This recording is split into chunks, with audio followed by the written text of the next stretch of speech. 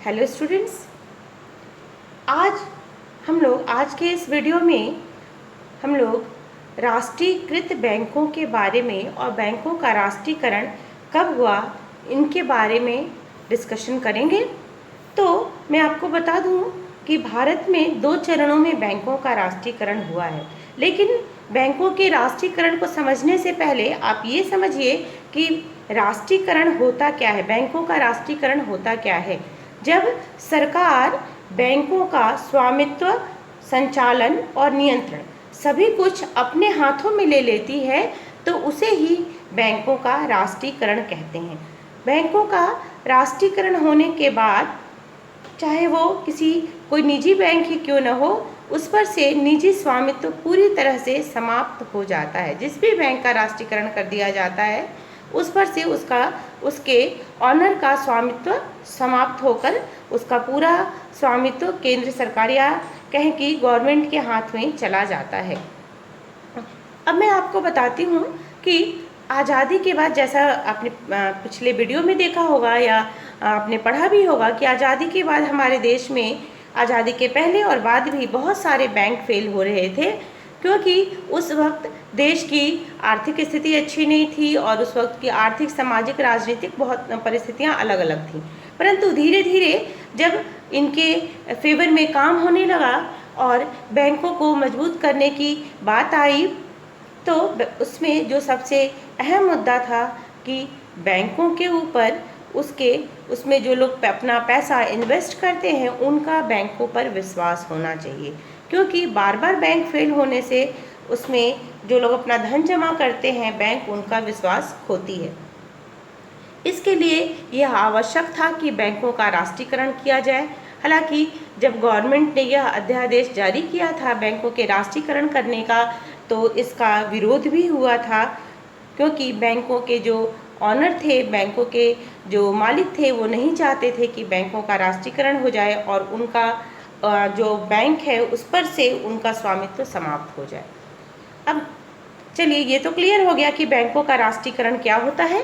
बैंकों के राष्ट्रीयकरण का अर्थ मैंने बताया कि उस पर पूरी तरह से जो स्वामित्व है, उसका मालिकाना हक होता है, वो सरकार के हाथों में चला जाता है।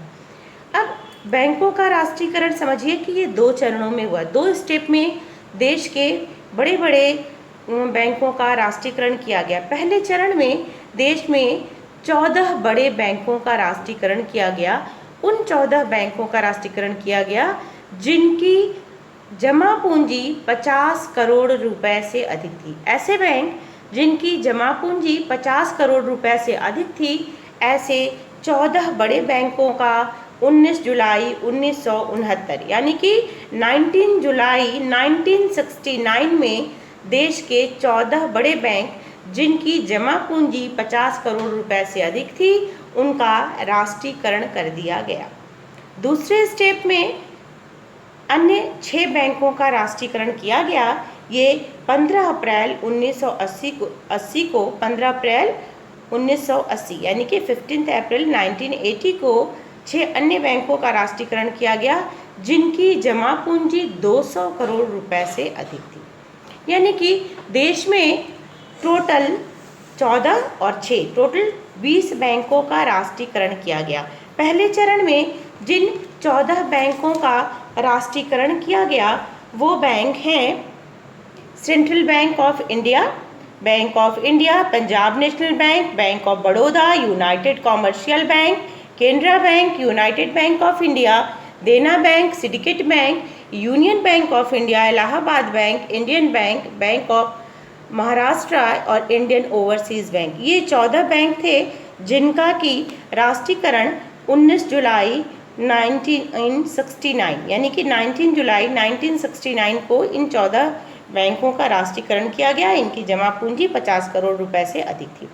और दूसरे चरण में जिन 6 बैंकों का राष्ट्रीयकरण किया गया यानी कि 15 अप्रैल 1980 को राष्ट्रपति द्वारा अध्यादेश जारी करके जिन 6 बैंकों का राष्ट्रीयकरण किया गया वो बैंक थे Andhra bank, corporation bank, Vijaya bank, united bank of India, Punjab and Sindh bank और ओरिएंटल बैंक ऑफ कॉमर्स। ये 6 बैंकों का राष्ट्रीयकरण किया गया। लेकिन 1993 में सितंबर 1993 में न्यू बैंक ऑफ इंडिया को पंजाब नेशनल बैंक में विलीन कर दिया गया, जिसके बाद से ये राष्ट्रीयकृत जो 20 बैंकों का राष्ट्रीयकरण हुआ था, ये 20 से इनकी संख्या घटकर 19 हो गई। और अगर आप समाचार सुनते हैं, न्यूज़ देखते हैं, तो आपको पता होगा कि विजया बैंक और देना बैंक को भी बैंक ऑफ बड़ौदा में विलीन कर दिया गया। इसी वर्ष किया गया है, लास्ट पिछले वित्तीय वर्ष में किया गया है, जिससे के बाद इन दोनों बैंकों को जब बैंक ऑफ बड़ौदा में विजया बैंक और देना बैंक को विलीन कर दिया गया, इसके बाद राष्ट्रीयकृत बैंकों की संख्या 19 से घटकर 17 हो गई। और अभी जो हमारी फाइनेंस मिनिस्टर हैं निर्मला सीतारमण, इन्होंने 1 अप्रैल 2020 को 10 बड़े बैंकों को, ऐसे बैंक जिनकी आर्थिक स्थिति खराब हो रही थी, जिनका संतुलन बिगड़ रहा था, उनके आर्थिक संकट की स्थिति उत्पन्न हो रही थी, ऐसे 10 बड़े बैंकों को मर्ज करके उनको 4 बैंक में परिवर्तित करने का प्रस्ताव आया, जो कि किन्हीं कारण की वजह से कुछ बैंक हुए हैं, कुछ अभी वर्क उसका होना उस पर बाकी है, कुछ काम होना उस पर बाकी है।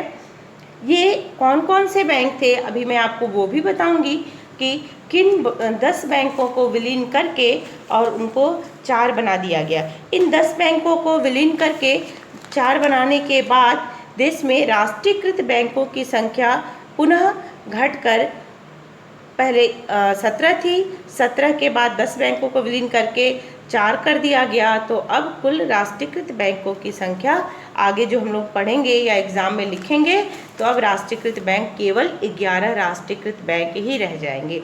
सबसे पहले जब बैंकों का राष्ट्रीयकरण हुआ था तो इनकी संख्या 20 थी, और उसके बाद जब न्यू बैंक ऑफ इंडिया का विलीन किया गया तब राष्ट्रीयकृत बैंकों की संख्या 1993 में किया गया तो 19 हो गई।